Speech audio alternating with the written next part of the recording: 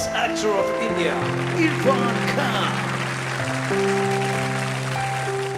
It's a state of disbelief. कुछ चीज़ें आप मानना ही नहीं चाहते, आपको विश्वास ही नहीं होता. कब से हम सुन रहे हैं इरफान्स नॉट बीन वेल, नहीं ठीक है, और कब से ये भी सुन रहे हैं कि बहुत हिम्मत के साथ, बहुत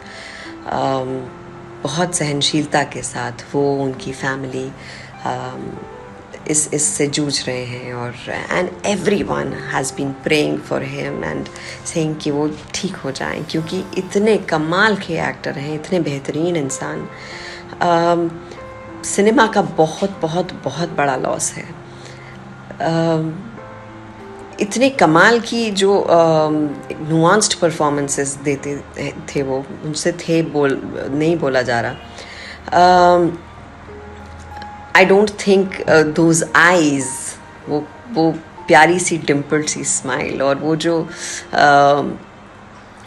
लाइनों के बीच का जो एक जादू होता है, जो डायलॉग्स के बीच का जादू होता है, वो इरफान की जो बात थी वो इरफान की थी. मैं इरफान से आखिरी बार मिली थी ब्लैकमेल के सेट पर, और मुझे याद है हम लोग प्रमोशन शूट कर रहे थे, और वो जा रहे थे और मैं आ रही थी, और हम लोग 10 मिनट बैठ के गप्पे मारी. एंड आई गिफ्टेड हिम अपनी किताब मी एंड माँ, और फटाफट से हमने बातें की. और मुझे लगा शायद हम अब जल्द मिलेंगे क्योंकि प्रमोशंस शुरू हो रही थी, लेकिन आई डिडंट रियलाइज़ कि वो हमारी आखिरी मुलाकात थी, क्योंकि उसके बाद he was detected with this. मैंने उनके साथ 4 फिल्में की हैं, और 2 में ही प्लेड माई हस्बैंड. बहुत ही सपोर्टिव एक्टर, और इतना कमाल का जादू होता था उनके स्पॉन्टेनिटी में.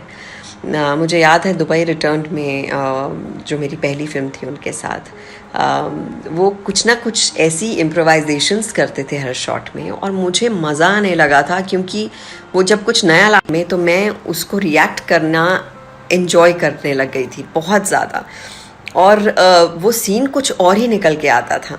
तो एक तो जो दी हुई लाइंस हैं, ऊपर से वो जो खूबसूरत सी इम्प्रोवाइजेशन होती थी.